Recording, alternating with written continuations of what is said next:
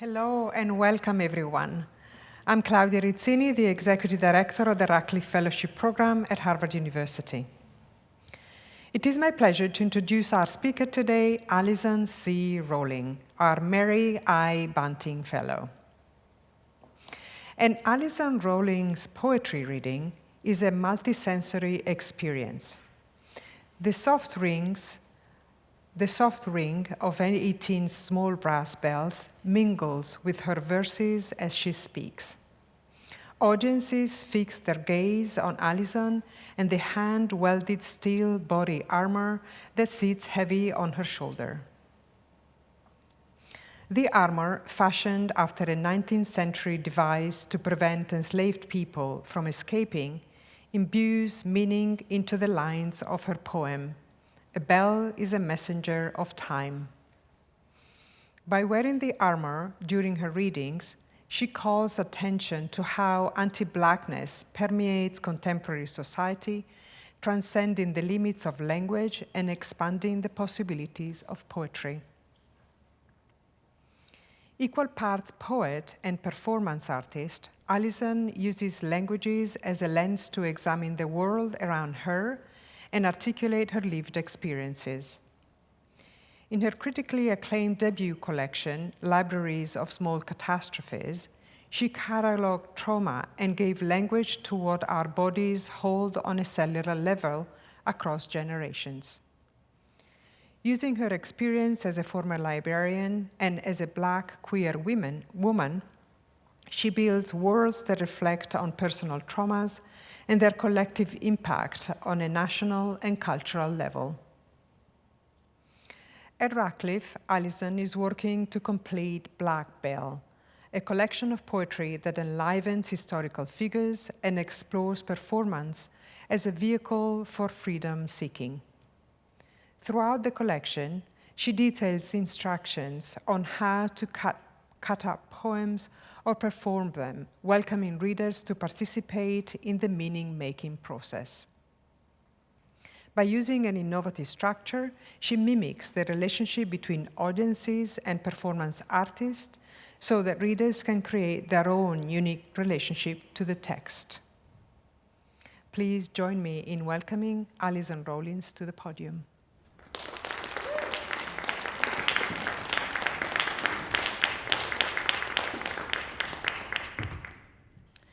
I would like to start by extending thanks to Claudia for that introduction, all of the Radcliffe staff, really, the sound, light, tech folks, the people behind the scenes that clean up after us, that clean this space and make this possible, and to my fellows. It has been an extraordinary journey to literally give birth, have my first child here at Radcliffe, to share that opportunity with you all in such a wonderful interdisciplinary framework. So it's a pleasure and an honor. As Claudia said, my talk is Black Bell, a quartet for the end of time. My name is Alison C. Rowling. Let us begin. So for the mathematicians in my cohort, I wanted to give a special shout out of appreciation to you. This is my best at math here, as you'll see on the screen with my infographic. So before I show a particular chart I made, I wanted to start by saying, I am truly a librarian at heart. I'm an archivist at heart. I live in the archive. I breathe for the archive. I love worrying about fungal growths on archival materials or temperature controls of archive. The archive is truly where I sit my imagination. And when I'm thinking about libraries and I'm thinking about archives, I'm thinking about finding just one nail, just one piece of fragment, one thing that I can hang my coat on. And by my coat, I mean the expanse of my imagination. So if I could further intrigue people to become librarians or spend more time in the archive, that's always my goal. All right, so here's the graph that I was referring to. If X and Y are time and space, all of my work at its core, at the center, is interested in love and liberation. If you take nothing away from this talk, if you never want to read any of my poetry or work again, if love and liberation are what you seed in your creative practice, is what you pursue in your life, then my mission is accomplished. I'm going to talk about two projects today. I don't have enough time to really talk about them as fully as I would like, but I'm going to share with you my project, a second poetry collection called Black Bell, and then a little nod to women in their gardens for my second collection, which is called Outside. All right, I'm going to start with rest in peace, Bell Hooks, this particular quote that serves as one of the epigraphs for my book. Bell Hooks says, "The moment we choose to love, we begin to move towards freedom, to act in ways that liberate ourselves and others." Okay, so you might be wondering, what the heck is Allison wearing? What is this contraption? Why wear this? You might be concerned about my safety, as I am also. It really comes from this particular archival image that I discovered while I was researching Henry Box Brown. And so I was in the archives looking for examples of enslaved people trying to emancipate themselves, trying to escape. And I found this particular image, and I couldn't shake it. It just sat with me. I printed it out. That was 10 cents a print if you know when you're in grad school and you have limited funds. And it sat in my office, and I kept coming back to it. I kept coming back to this woman. I could not shake what it meant for her to be wearing this particular device as a punishment for trying to escape, and for her to be caught with her wearing it as well. The image of it also reminded me of, I was raised Black Catholic. I went to Catholic school until college, and so it reminded me of things that would be held coming down the main aisles of a Catholic mass service. And so the beauty of it in that form of like performance, spiritual ritual also stuck out to me. So I took a class in Providence, Rhode Island at the Providence Steel Yard, where I learned how to do arc welding, and I actually welded this myself with the help of one of the women trainers there. And so I welded the pieces, I sourced the bells from an archive, and I wear it now here in a way of trying to speak back to this woman, but also trying to share and mediate danger with you all. It concerns me when I wear it. I was pregnant during some time. I couldn't even fit it around my belly or my womb. It actively digs into my arms, and it's not cushioned or supported in a way that feels good. And so I have to mediate that terror, that danger, that struggle in the performance as well. This is a mock-up of the piece in Moses Roper's slave narrative, which I'll read from briefly, a little excerpt. But I'm still struck even by the beauty in this image of what it looks like, the construction and artistry responsible or necessary to make this type of contraption.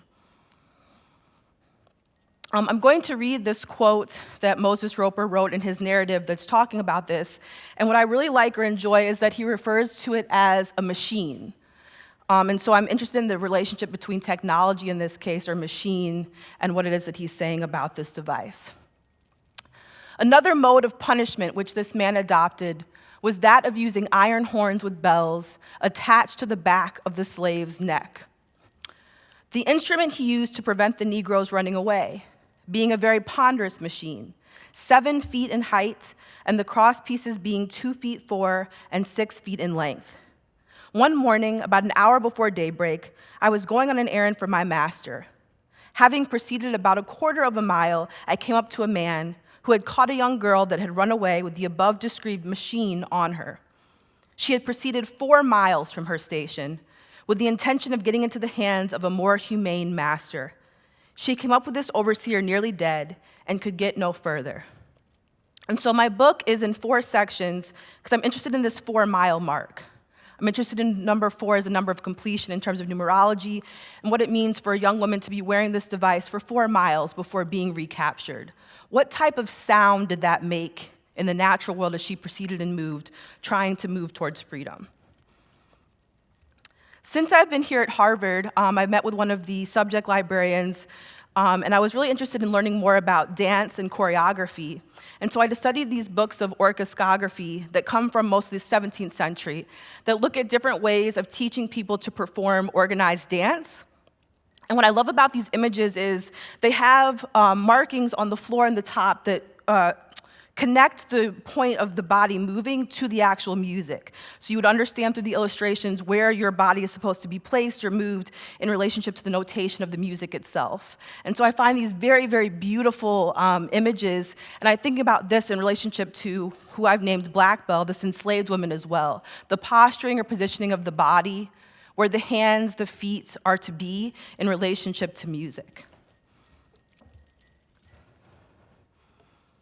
Okay, so I get Quartet for the End of Time from a composition done by Olivier Messiaen here on the left. He composes this while enslaved in a prison camp in Germany during World War II. He performs it with three other members of the imprisoned camp, and they do it for the prison guards and the other imprisoned people. And there's something I really grapple with this in terms of the beauty of creation, the beauty of creative process and imagination in the midst of imprisonment, in the midst of a landscape this is during the cold, in the winter in Germany, limited provisions in terms of food, in terms of clothing, that one could still create and perform in that context. So that's what I'm thinking about in relationship to this book as well. So this is a poster, kind of a playbill for the performance in the prison camp. And this is the first poem that I would like to read for you all, titled "A Bell is a Bearer of Time." For the poems that are longer, I've included them on the screen because it helps with my anxiety to know how long the poem is or to be able to follow along with the text as well. So I hope that offers some relief. And I'll read it for you now.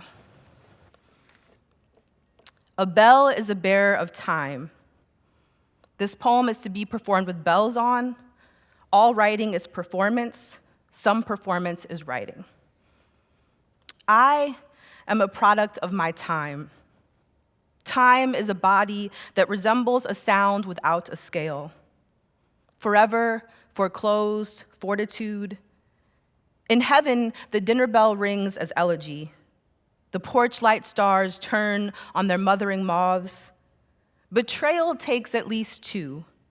And wherever two or more are gathered, I am there in their pulsating timber. To hear is to hunger for the gendered race of sound. In my midst, loneliness listens. In confidence, I am secreted away.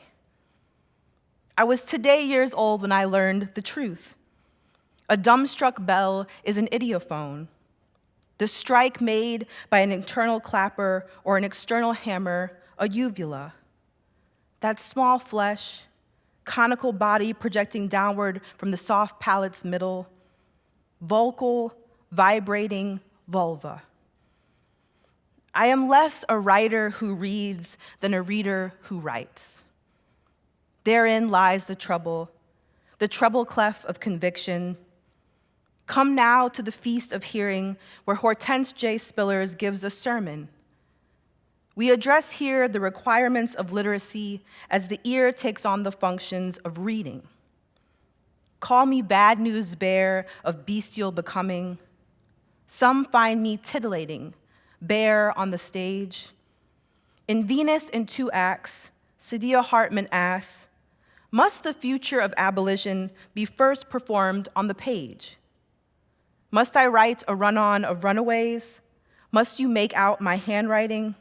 Evidence that loss has limbs, the clawed syntax, the muzzled grammar. Don't be afraid. Kill me with your language. Learn how to mark my words.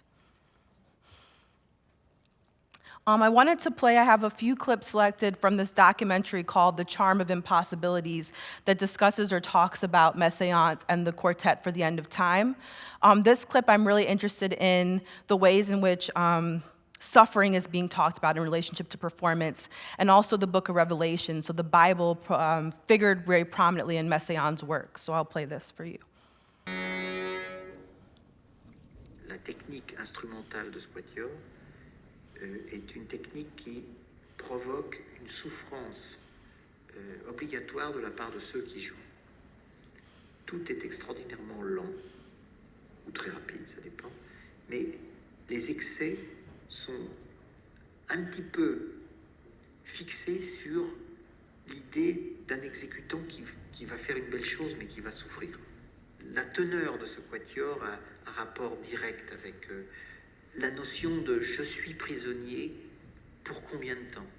Alors, je crois que certainement, ça a provoqué chez lui une passion, je dirais, pour l'étirement des choses, l'étalement et l'étirement. Si vous écoutez ce quatuor, vous êtes à la fois agressé par des sons qui sont très violents, donc c'est sans doute chez lui, psychologiquement, certainement une révolte, oui. À côté de ça, il y a la nature représentée par les oiseaux, et puis il y a le temps qui dit est-ce que je sortirai de ce camp un jour?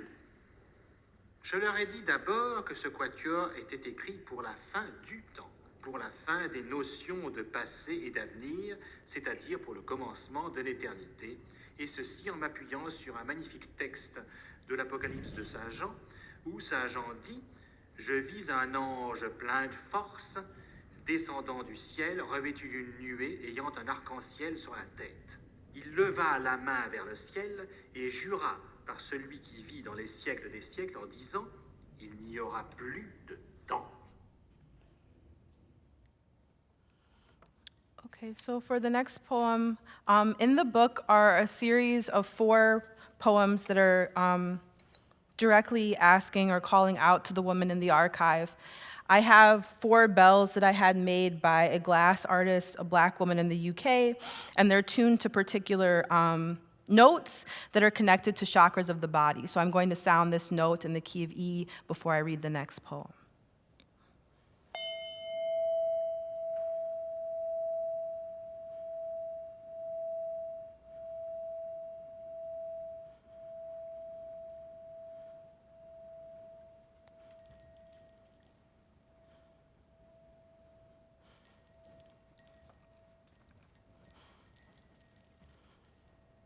Black bell.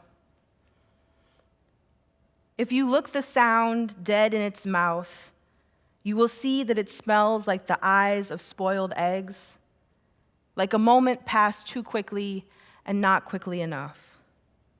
You will find black bell in a mess of trees where time barks and leaves offerings of yellow gold, where the blackbirds blanket the blackened river, where one can barter with their peace in pieces. Another way of saying, you are not your flesh. Further proof that loneliness has hands. Black bell is the space inside her. Hollowed, haloed, halo. Another important figure for me is Audre Lorde. This is another epigraph in the book from Sister Outsider. Lorde writes, "When I wrote something that finally had it, I would say it aloud and it would come alive, become real. It would start repeating itself and I'd know that struck, that's true, like a bell." Okay, so because I'm a hip hop kid and I come from a tradition of remix, I thought about ways that I could sit this piece of chamber music, really by a French composer, alongside kind of funk, jazz, avant-garde, Black performance. And so I'm remixing in the collection also. This is one of the album covers for Olivier Messiaen's Quartet for the End of Time with Stevie Wonder, one of the best albums I think of all time, Songs in the Key of Life. So I wanted to play a little excerpt for you from his song As, which I think is also a meditation on time in relationship to love.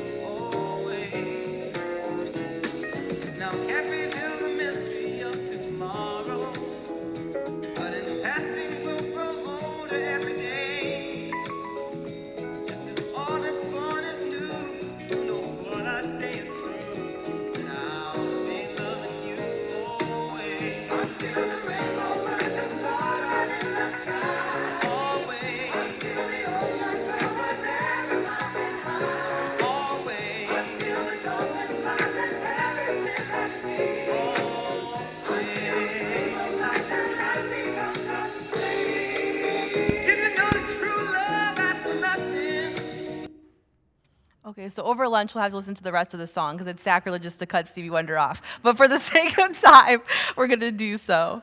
Another remix or kind of collaboration I'm interested in for the collection is thinking about sound and language poets that were sourcing weather reports or things that aren't necessarily considered lyric or poetry. And John Cage is one of those figures for me. He actually did an album with the jazz performer Sun Ra and the orchestra, and so I wanted to read a poem inspired by that as well.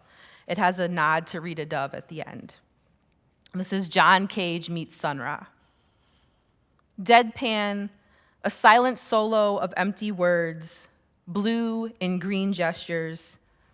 We hold this myth to be potential. What was never an issue before is previously unissued, which brings us to the question of voice. Nothing more, nothing less, self-evident, the damned air. Lord of lyric, make me your instrument. If I can't be free, make me a mystery.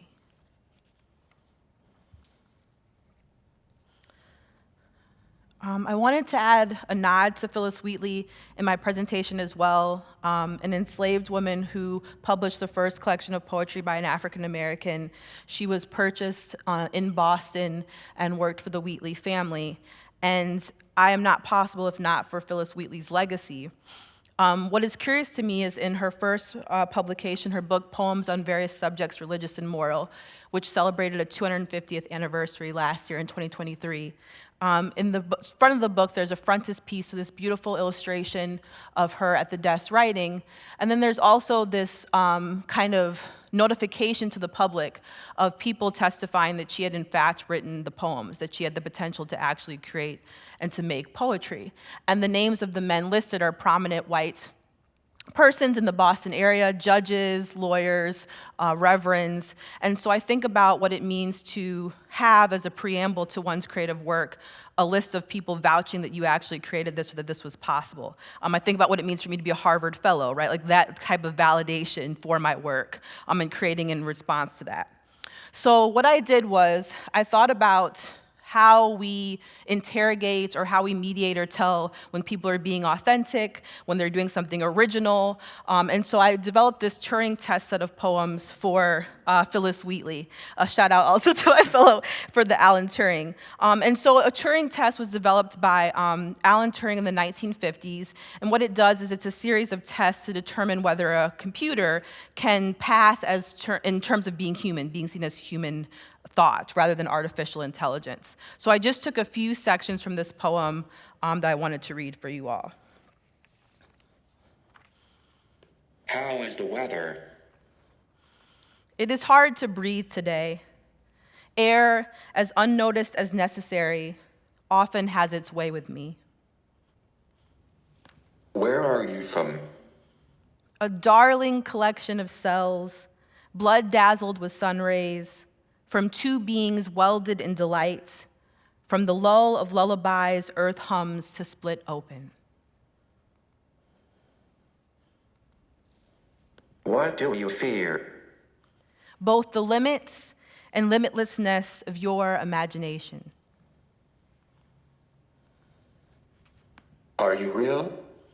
As real as time, as the border of one country from another, as the poison in Socrates' cup, as every toy's right to break. Have you only told the truth? I know what I have said. I do not know what you have heard. Okay, this is another clip, the last clip I'll show from the documentary, The Charm of Impossibilities. It discusses Messiaen's obsession with birdsong. He was an ornithologist, which I also aspire to be. So it's discussing his use of bird songs and the clarinetist who was in the quartet for the End of Time as well. Morceau pour clarinette seule. Il avait appelé ça Abîme des oiseaux, enfin une chose poétique. Et c'est le clarinettiste Henri Coquin qui a joué ça, qui a déchiffré ça. Et moi, je lui tenais la musique pour déchiffrer des choses qui étaient très difficiles d'ailleurs. Et il y avait toujours des contestations du clarinettiste, j'y arriverai jamais. Il jouait très bien d'ailleurs, c'était un très bon clarinettiste. Il y a dans un arbre une logique fantaisiste que ne connaissent point les plus beaux palais humains. C'est dans cet esprit de méfiance vis-à-vis de moi-même, puisque j'appartiens à cette espèce, à l'espèce humaine, que j'ai pris les chants d'oiseaux comme modèle. Si vous voulez des symboles, nous dirons encore que l'oiseau est le symbole de la liberté. Nous marchons, il vole. Nous faisons la guerre, il chante. La plupart des combats entre oiseaux se règlent par des joutes de chants. Enfin, malgré ma profonde admiration pour le folklore mondial, je ne crois pas qu'on puisse trouver dans aucune musique humaine, si inspirée soit-elle, des mélodies et des rythmes qui possèdent la souveraine liberté du chant d'oiseau.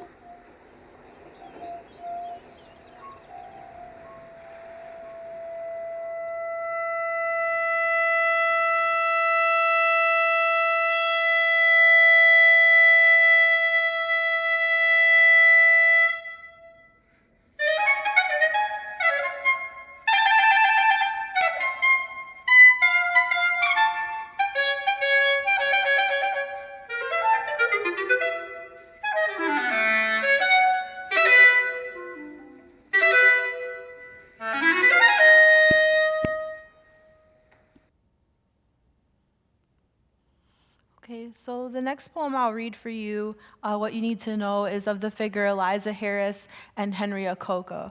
So Eliza Harris was famously used in a lot of abolitionist advertisements or joining the cause because she crossed the Ohio River with her baby in her arms. And so this image of her with her baby crossing these blocks of ice across the Ohio River for fear of becoming enslaved again in Kentucky is what sits at the seat of this image. And in the right corner, Henry Okonkwo was a Jewish Algerian clarinetist who performs alongside Olivier Messiaen. And he's rumored to have jumped from one moving train to another, being transported from prison camps with only his clarinet tucked under his arm. And so I love this image of him with the clarinet jumping to freedom and sitting that alongside Harris with her baby. This poem is called A Child is Like a Clarinet for Eliza Harris and Henry Okonkwo. Similes are dangerous. To equate a person to an object, an instrument no less, is a risk. A child is like a clarinet. A mother is like a clarinetist. Personhood posits promising possibilities. Poems are willing to die. Poems dare, just as Eliza Harris leaped onto pieces of ice to cross the frozen Ohio River with her baby in her hands. Poems flee, just as Henry Okonkwo jumped onto the top of a moving train with his clarinet under his arm. One of these things is not like the other. Can't you tell? Mouthpiece from lips, flesh from wood.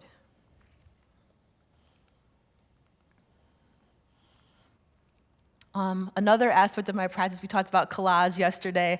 I love using X-Acto knives and taking found materials and kind of remix or remaking them in terms of textile craft in that way as well.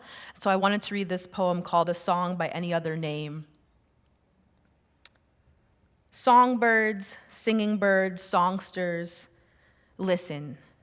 You hate to see it. Crows, let me rope you in. Amongst the two blacks is misery enough, God knows, but no poetry. The starling, pastor, shepherd bird, no 14 nestled in a nest of sonnets. In the sticks, the crown lost its head. In a cloud of sweet rain was a lyric, tuned into the keyhole stars.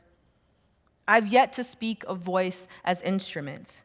To do so, I would have to sound off. Unladylike, on account of my seedy character, the early 5 gets the worm. About 11 times I have been dragged. The blackbird tip drills. The nightingale poet is epic in scope. God said 3 is what I'm afraid of. The song thrush poet set free in verse. Lily white, the mountain and the sky lark are at one another's throats. Beyond what I can imagine, night is backwash, a swallow.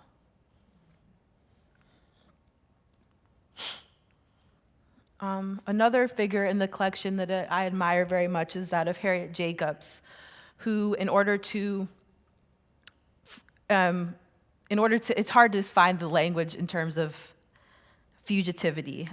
She sequestered herself in the crawl space in the attic area of her grandmother's house for 7 years before waiting to be able to move north to freedom. She was able to hear her children who were still there through small flats in the wood, but she was sitting in an encrouched area, maybe rather even laying, with very minimal space for a number of years before she could secure her freedom. And so I think about Harriet Jacobs in that space. I think about the hold of a ship. I think about what it means to be exercising one's freedom while being kept quiet or enclosed. So this poem is in the shape of a house, signaling Harriet Jacobs' grandmother's home where she was hiding. The loophole of retreat, or the love below as above, for Harriet Jacobs. I see you, peeping Tom, beside yourself with rage at what I done did, hands gone idle from deprivation.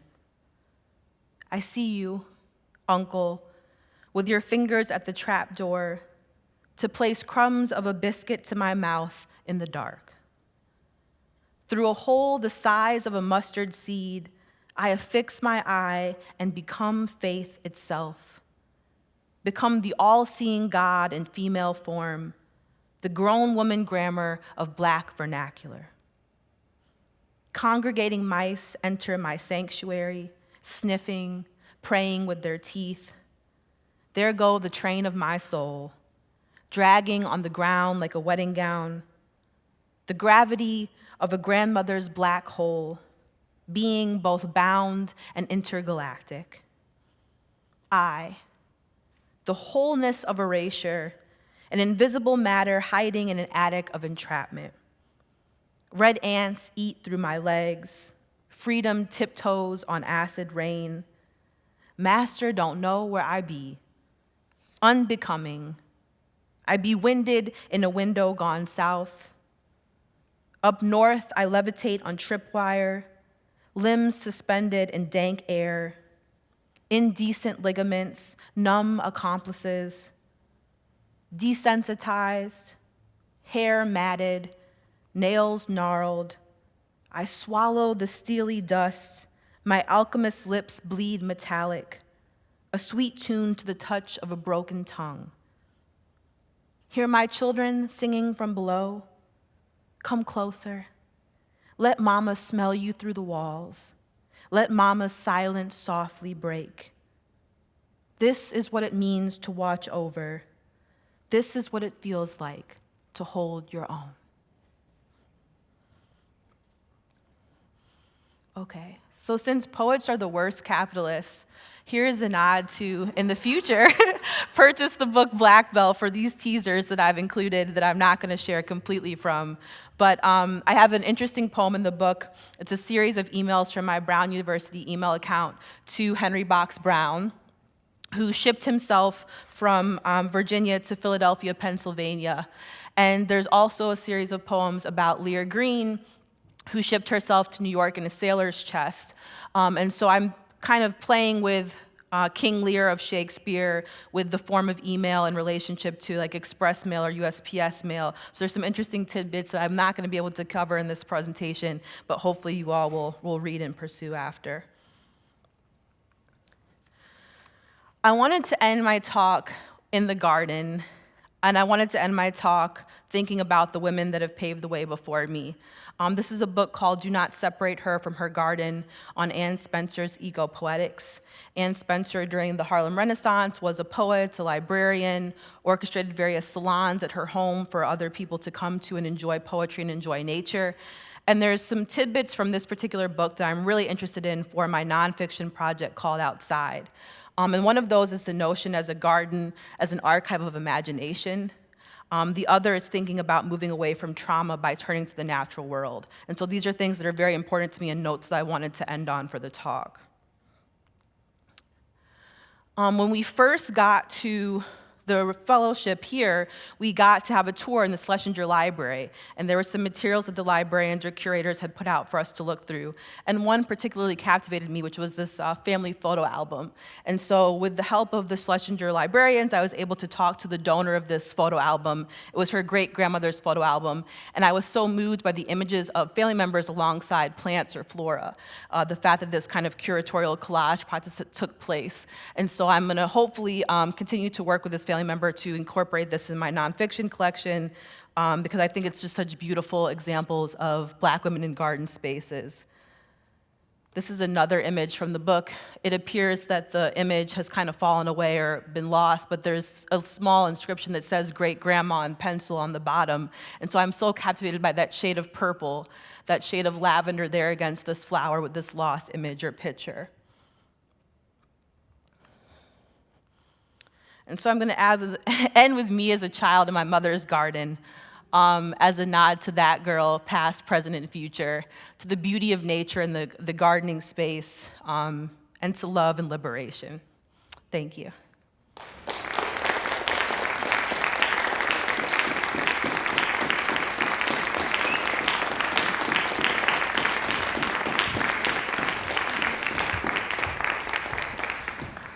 Wow, thank you, Alison. Thank you, This was Claudia. spectacular. Thank you. Really great. There are a few questions, but do feel free to ask more.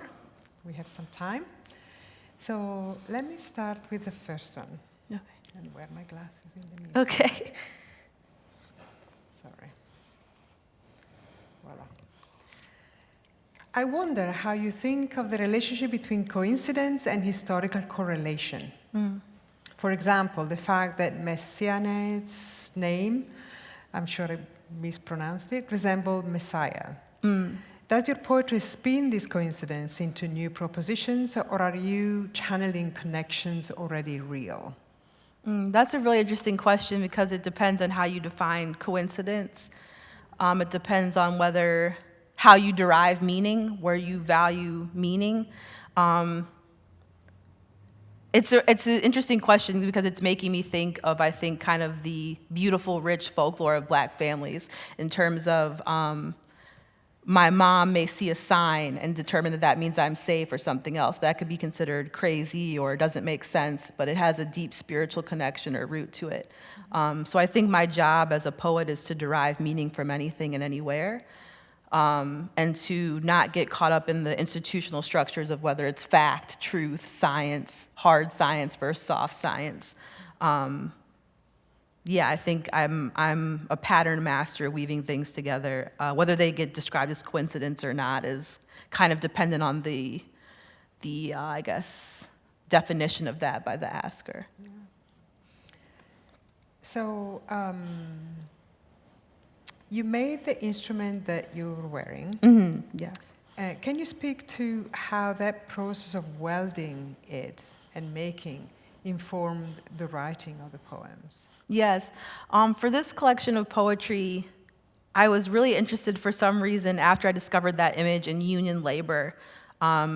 Metal work, people that fix HVAC, people that do steel work in labor yards in that way. And I wanted to think about what does it mean to make with my hands a structure that was quite cumbersome, heavy, kind of expensive to make, in contrast to what it means for me to sit at my computer and type out a poem and hit print and collect it off the printer. And so I was really interested in laboring with my hands in that type of way or fashion, making something that was so large scale it barely fit. I have a Chevrolet Spark, a very small car. It like goes into the driving area. It's a very large contraption for the type of car that I have. So I was thinking a lot about scale, about visual art, sculpting sound and sculpting space in a way that's different from the one-dimensional plane of the page. So those were things I was contemplating, and just having fun, learning something that I didn't really know anything about, garnering a greater appreciation for metal work and metal making. Yeah, and if I can expand a little bit on that, so how does, what does poetry and welding do to your artistic self? In what way do they contribute, and what are the difference between? They're quite starkly, different, right? So Yeah. What do they contribute to the artist in yourself? Well, when you ask that question, I did a weekend workshopping at the Providence Steel Yard, and there were people there making contraptions to hold firewood, things to fix a tractor. And here I am with this archival image trying to make this kind of sound suit body armor. So everyone was kind of eyes rolling. Here's this poet girl who's here making this thing to be worn. We're making like actual useful things. And so I think about even sometimes Audre Lorde's poetry is not a luxury, whether we consider poetry kind of a luxury or an excess type of making. And it was really, really cool and interesting to be with people who I wouldn't, people that work in wood, people that work in glass, people that are making in a different type of medium that's not language itself. And so having to contend with language or words feel kind of cheap or easy when typing or writing, but what does it mean to have true, huge pieces of steel, to be cutting steel, to be attaching it to other pieces of steel, to deal with that danger, to deal with that that reality, that truth. I hope that answers somewhat. I think so. So your work is a kaleidoscope of current and historical figures, and you draw inspiration from them. Are there any common threads that tends to connect these inspirations in your work? I don't necessarily know about common threads, but I do think about my work always as a constellation, and the finished product of book is one maybe star in a larger constellation of making. I'm always invested in music. I'm always invested in visual art. I'm always invested in language as nuanced, as fresh as possible. So if I could, I would play Aretha Franklin's Amazing Grace. I would have a whole bunch of different things to share in the time limit if I could. But I'm very interested in interdisciplinary collaboration across also time. So again, the emphasis on the archive. Right. A question starts with, thank you for this remarkable talk. Thank you. That's definitely it. How did the experience of wearing the bells inform or change your process in giving the lecture, in the actual performance of the lecture? Yeah, it's a difficult piece to wear. It's not comfortable, obviously by design.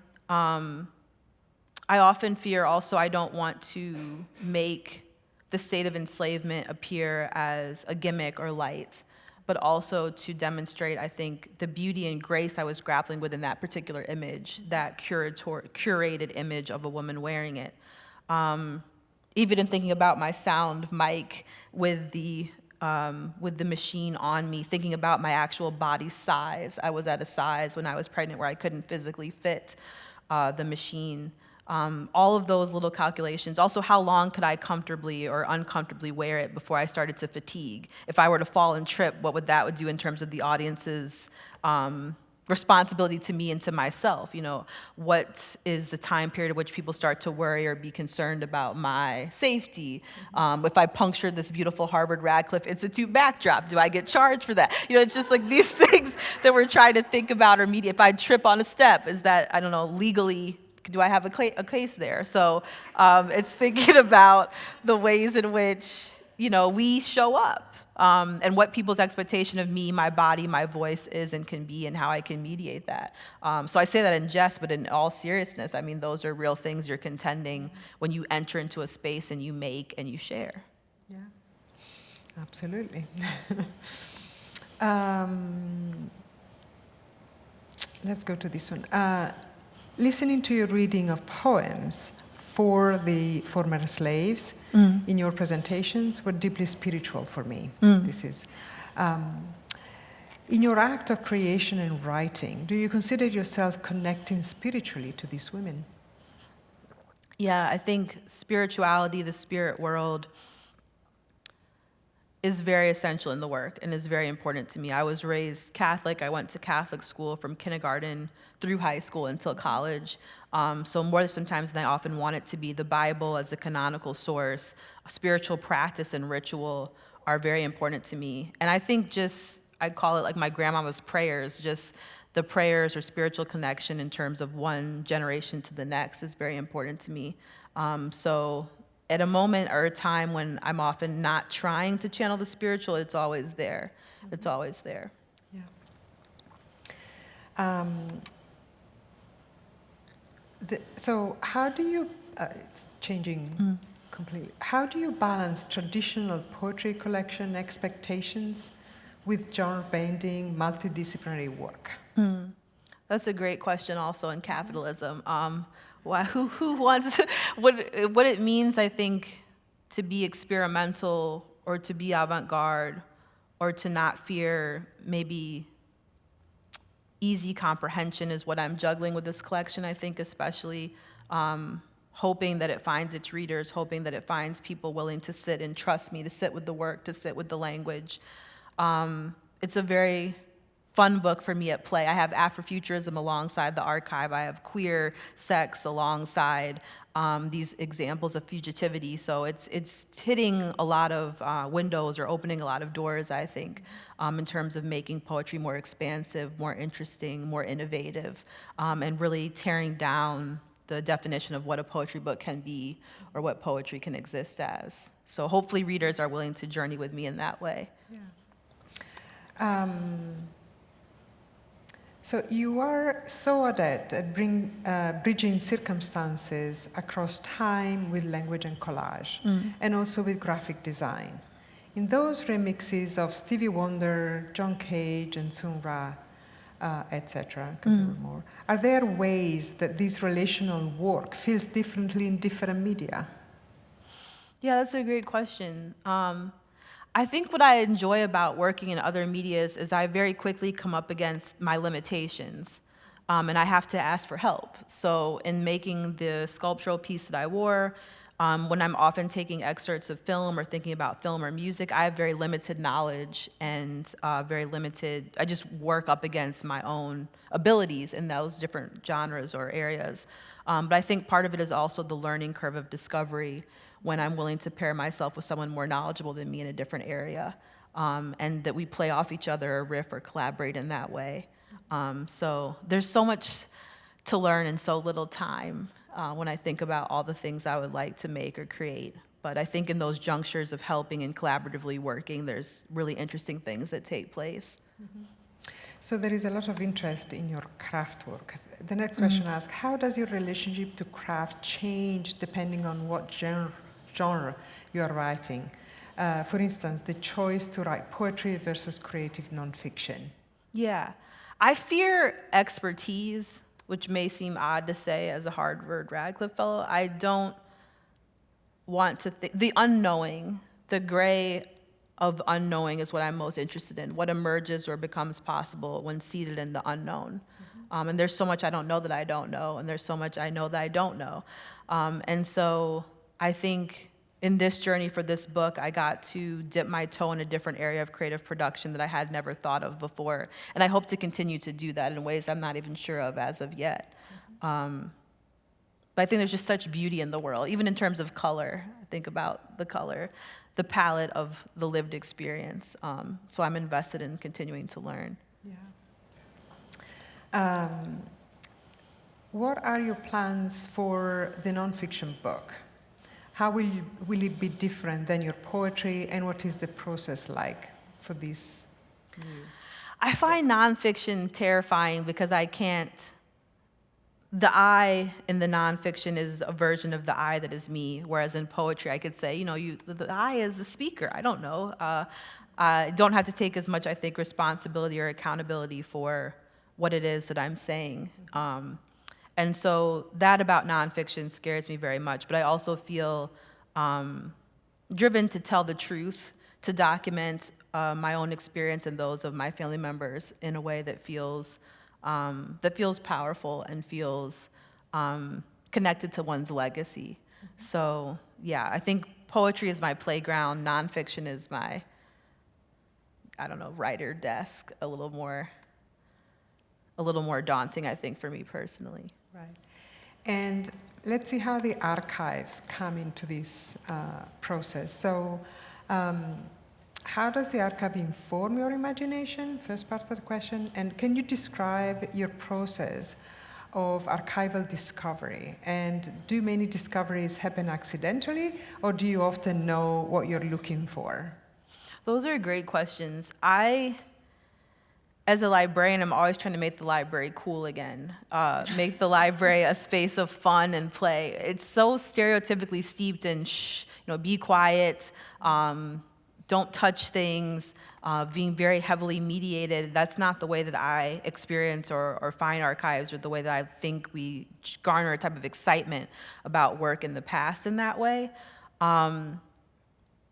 I'm a true old school, I just love libraries. I love searching. I love also kind of the difficulty of finding things and kind of combating needing someone's help, or that one librarian that's like, hey, I saw something I thought you might like, or building those relationships in terms of the people that are responsible and often go invisible, that have to manage and curate and organize a space to make it searchable, to make things findable. I think part of the beauty of the great-grandmother's photo album that I showed is how I would never know to find, had it not just been the coincidence, to the earlier question, of a curator putting it out that day, on the day that we went to go tour the Schlesinger. I would never find, it would be in some ways lost. Mm-hmm. And so I think this the attentiveness to show up to the archive, and I mean archive also in terms of the natural world, the natural land, the people that we interact with, is really important. I got lost in that question, so I don't know. I'm sorry. That's fine. I think it's okay. I think it's fine. I think Okay. you answered. And there is a little follow-up question, which is kind of funny, Sure. but is there a type of librarian that you see yourself as? A type of what? A type of librarian? A that you type see of yourself as? librarian? I guess if you had a library of your choice, of your imagination, how would it look like? A And funk. what would you do in it? I'm a funky librarian. I think that's how I would think of it, in every sense of the word. I think a lot of libraries are designed to be kind of sanitized spaces, and I think as a funky librarian, I would be committed to that smell of a crowded dance party, that feeling of moisture on the skin, that attentiveness to what is being played and what is being seen. It would be like an old school funk kind of vibe, basement party librarian, which is totally against my traditional training and how I should answer the question. But yeah, I'm interested in funk. I'm interested in the avant-garde. I'm interested in the nuance of librarianship. That's what I would be down for. Yeah. Which leads me beautiful to the next couple of questions. So you mentioned the constellation of methods of expression in your work. We talked about that. I would love to hear more about what ideas these sonic bell and welding processes sparked around writing and performance. Would you perhaps consider experimenting with a fuller-length theatrical experiment? Oh, yes. I have also many different versions, actually, that I've been playing with of presenting the black belt to audience. I really dislike the notion of a poetry reading where I read at the audience sits and they clap politely at the end, and then we all go home. Maybe you buy a book and I sign it or something. So I think with this book, I'm much more interested in audience collaboration and creating more of an ephemeral experience that I can't control. Ways audience can teach me to read the work that I hadn't already considered. And so this particular book has pages that can be torn out, they're perforated, things that can be cut up, ways that I invite the audience to come up and remake or remix a poem with me. So I tried to make it polished for this style of talk, but I think there's really interesting ways I'm experimenting with audience performer dynamics with the book. And one more question about future work. Or past, actually. Could you describe the extent to which you are involved in the visual design of your books?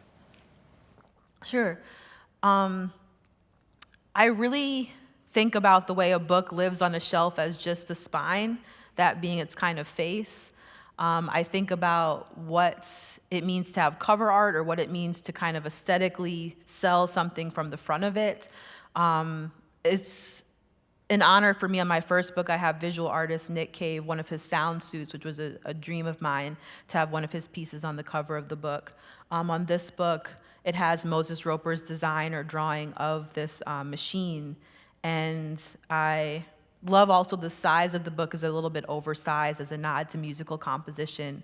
So I think very closely about color, cover art, the size and weight of the book, the feel and texture of the paper as an overall kind of art object often. Yeah.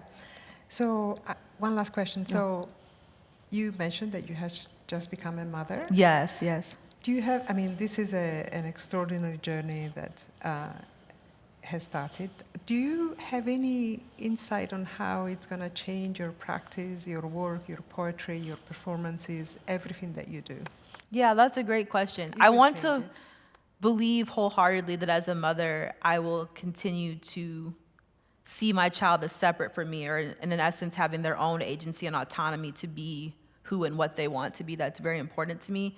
And at the same time, thinking about the way, as a parent, you're a collaborator. You're collaborating with this being that you've brought into this world.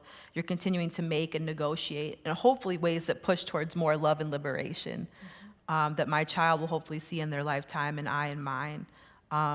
It's an incredible, incredible love with limited sleep. I'm thinking mostly about limited sleep as you ask that question. But an incredible, incredible journey with my partner, a child made in love that I hope continues to push for love and liberation in their lifetime. Yeah. Wow. Thank you, Thank you, Alison. Thank you Claudia. for your wonderful presentation. Thank you.